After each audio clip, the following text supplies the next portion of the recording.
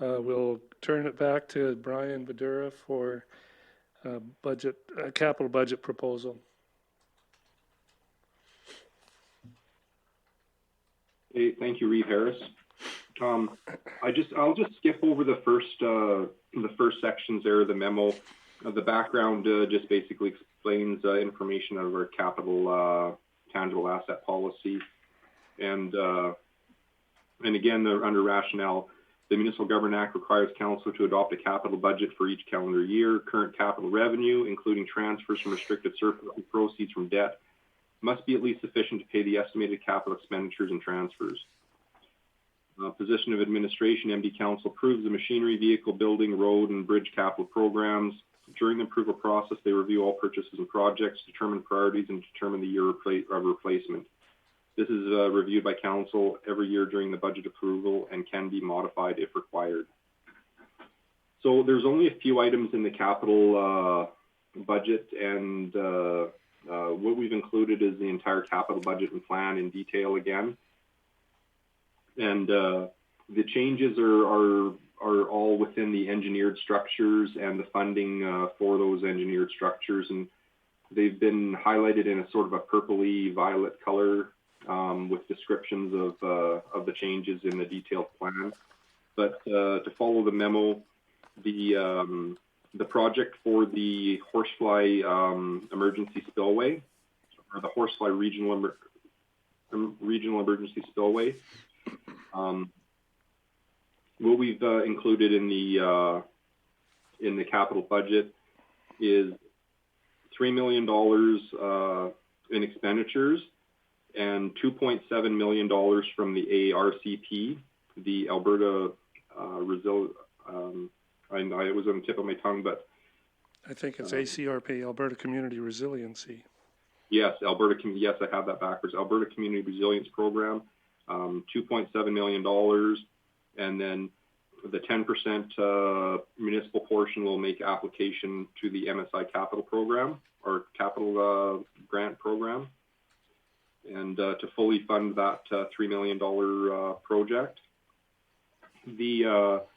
And I'll go through these, and unless Craig, do you want to go through these changes, Craig? Maybe that'll be a better way to do it too.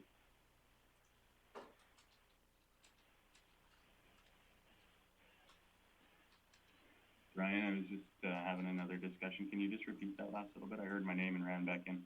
I started going through the capital project changes to the budget. Did you want to go through them rather than myself? Yeah, I certainly can. I mean, most of these, if not all of them, have been ran through Council already, so it should be pretty simple.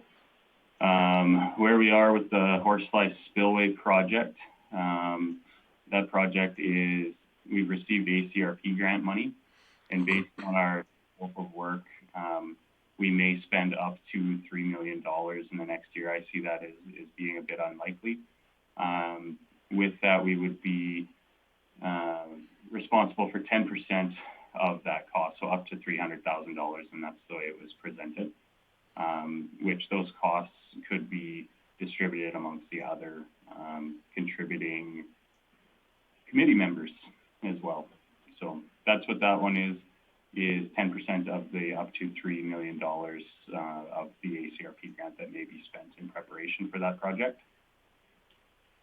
Highway 36, that rest area here, we have the provincial grant through the Memorandum of Agreement for the province to pay the first $1.5 million of that project. And it specifically mentions associated to the rest area itself. So they're not interested in paying for our lot developments or servicing. So that was estimated to cost $2 million originally.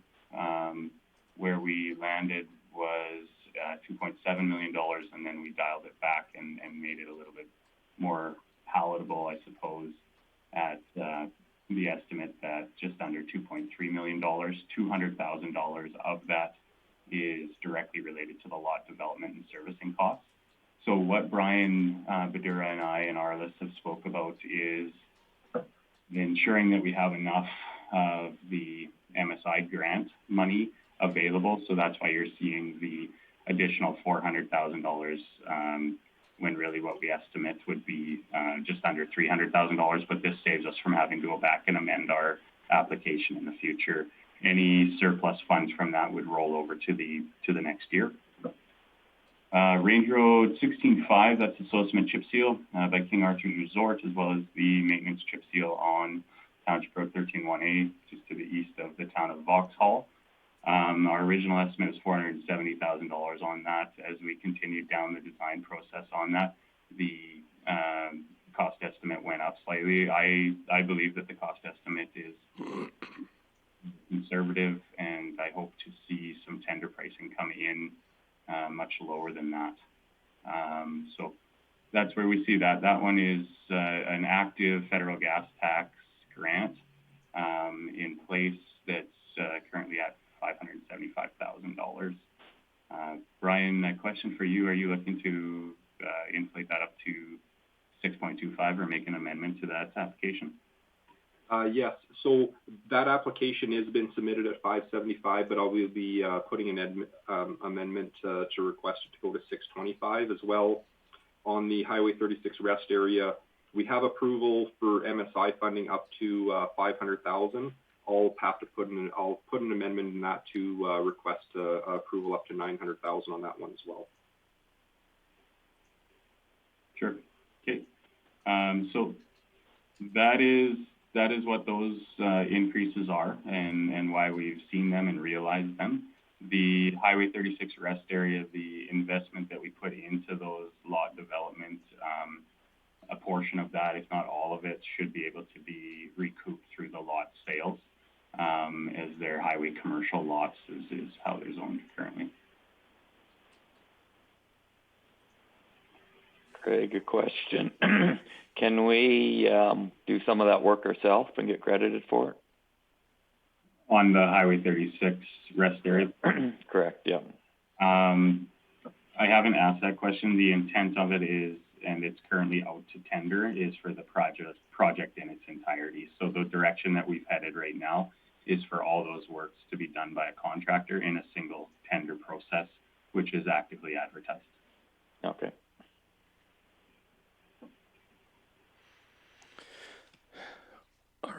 Our forces probably wouldn't have time right now to do that project anyways, would they, Craig? I don't believe they would. They've got a full schedule, a full slate as it is right now. So yeah. Something else would have to fall off for sure. Yeah. Was there more, Brian Bruin, possibility of more funding for the Horsefly Spillway project? I haven't heard any more, Merrill. There is a request going in as part of the stimulus funding. I have no further information on that. I was listening on Martin's update this morning. MLA Scow alluded to the stimulus project, but said no announcements have been made. Stay tuned is basically what he said. So there's also the ask for the increase in the tax gas federally to triple that. So there might be possible options there, but nothing that you can budget on yet, Merrill. Okay. Nothing, yeah, like we've heard lots of programs are coming, but we haven't seen anything solid yet on any of these sort of things. So Brian Badura, just on the gas tax funds that we get, do you have to apply for that, or you have to specify what it's being used for, or that just automatically comes to the MD? There is an application process. So both MSI and federal gas tax, a project application has to be submitted detailing what you're doing, the description of the project, the costs, and whatnot, and then it requires approval as well. So once you get your applications in, they will forward the money. If there are no applications that have been submitted, then the government will keep the money until we have enough applications in to warrant them to forward the funds. And usually, in the past, all our projects we apply for are road projects and as such, they qualify, and we've got approval for them and carried on with the projects. Okay, and you say, Brian, they're asking for a tripling of the gas tax, or what kind of dollars are we talking about? That's what the request is. I think they doubled it this year, correct, Brian? So it would be a third again. So we normally get just under 400,000. I want to say about $390,000 annually in federal gas tax. I believe is in 2019 they doubled it.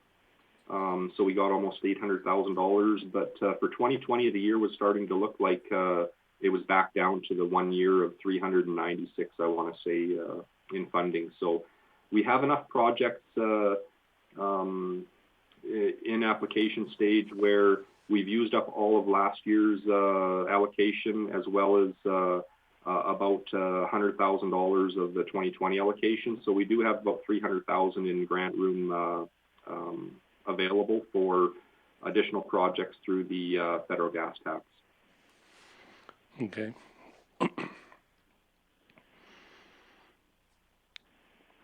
And all of these projects, Craig, would be tendered out for other contractors to do these projects? Yes, that's correct. So all three of these projects are full contractor procurement. Two of which, the Highway 36 and the Township 8 Range 16, are currently out to public tender. And by the end of today, the soil cement chip seal in the Vauxhall area will be out to public tender as well. Okay. Okay, anybody else have any questions regarding the proposed capital budget?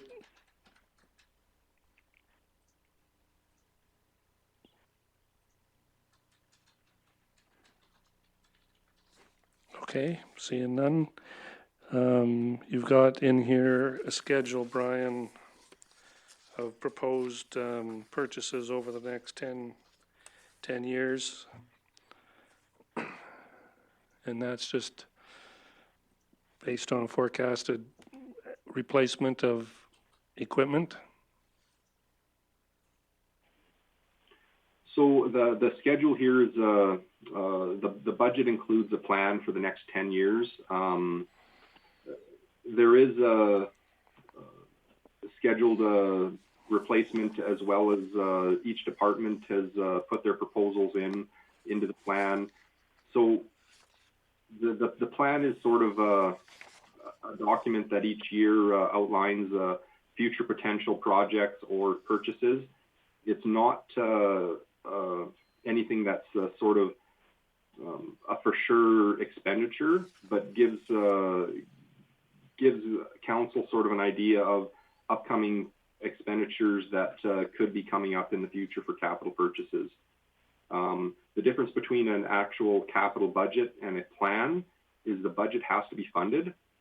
So to approve the budget, we have to have either reserve monies, grant monies available, or able to offset those costs, or the plan to borrow money.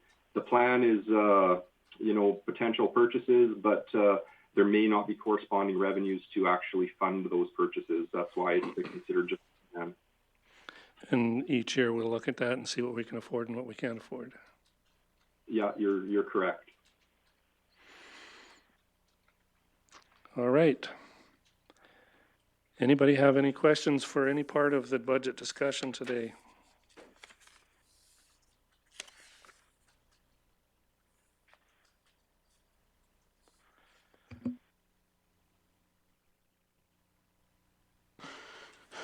So Brian Badura, you'll have to forgive me for a moment, but typically the motions that we receive at Finance Committee is to, if this is what council wants to see moving forward, we would see a motion recommending the proposed operating and capital budget with corresponding amendments for the for council to consider. Yes, so that would, I guess what we'd request is those resolutions to recommend the final operating and final capital budget with the amendments to council. At the very near council meeting, we'd bring forward these budgets with these changes included, along with mill rate bylaw. to continue on the process for approving the budget, getting a mill rate bylaw in place, and being able to send out property tax notices.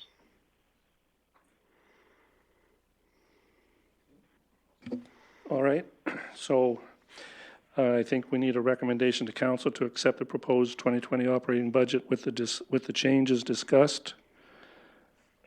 And direct administration to prepare a mill rate bylaw. Is that what you need, Carlos? Yep, for Okay. for council's consideration, yeah. For council, for the next council meeting. I can make that motion. Is that John? Yes, it is. Okay. Before we get there, is there any further questions regarding anything we've discussed today on the operating or the capital budgets?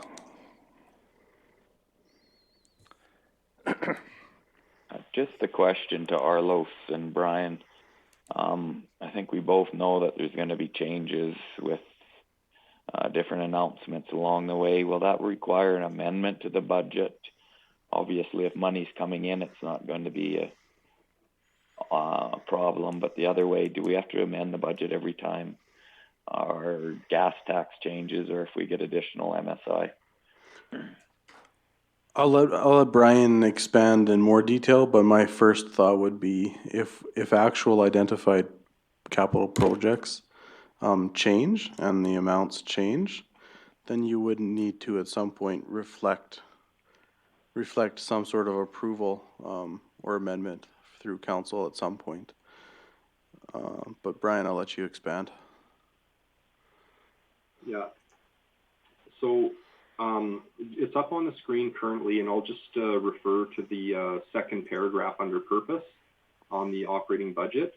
It essentially says, after the budget is adopted by council, expenditures are controlled against budget by formal purchasing policies and financial systems designed specifically to prevent budget overruns. If council approves additional expenditures during the year, the additional spending becomes an approved budget variance. So once we get the budget approved, the mill rate bylaw approved, I don't believe we'd, as long as expenditures, if they're not in the budget, are approved by council, they would be budget variances. If by chance there are any, whether it's the direction of council of expenditures not happening in accordance with the budget, they would just be, I believe they could just be carried out, and again, it would be a budget variance again. So if there are expenditures, if it comes to light that, we decided, or there's some talk of not doing a program, for example, I'll give an example of the park is closed and it stays closed all summer. Those would be budget savings and would just be a budget variance at the end. We'd have less expenditures, even though they were budgeted to be there.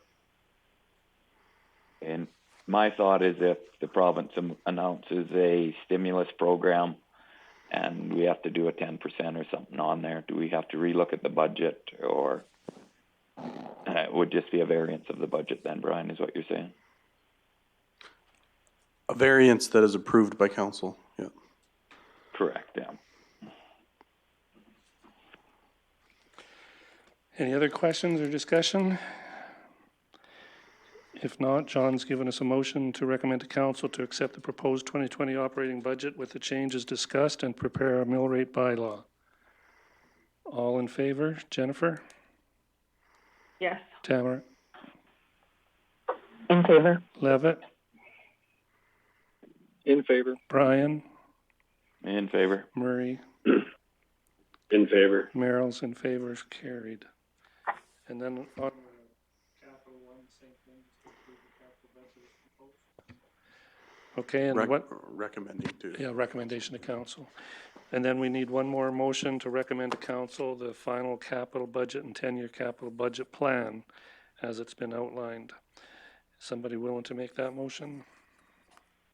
I can do that, Murray. Okay, Murray gives us that motion. Any discussion, further discussion on that? All in favor, Jennifer? In favor. Tamara? In favor. Levitt? In favor. Brian? In favor? John? In favor. Merrill's in favor, carried.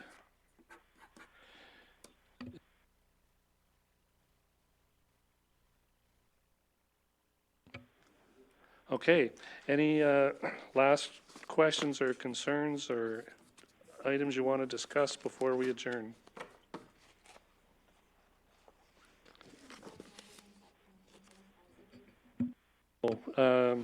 Dates for policy committee. I think most have responded to Arlos's email. Let me just look that one up really quick.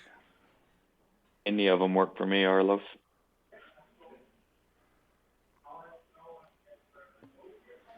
So,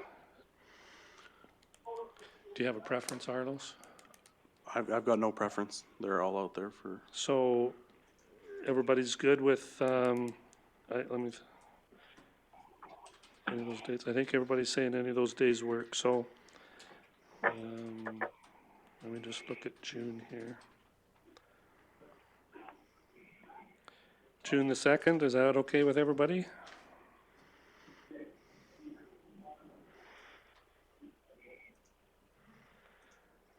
June the 2nd in the morning? Not hearing any opposition, so 9 o'clock, June the 2nd.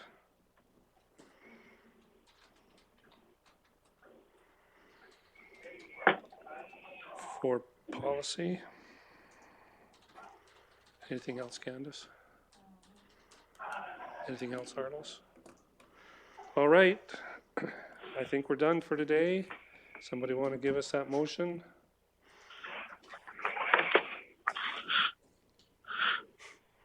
I move for adjournment. There we go. That's what we needed. Thanks, everybody. Have a good day. Thanks, administration, for all the work you do to get this put together for us.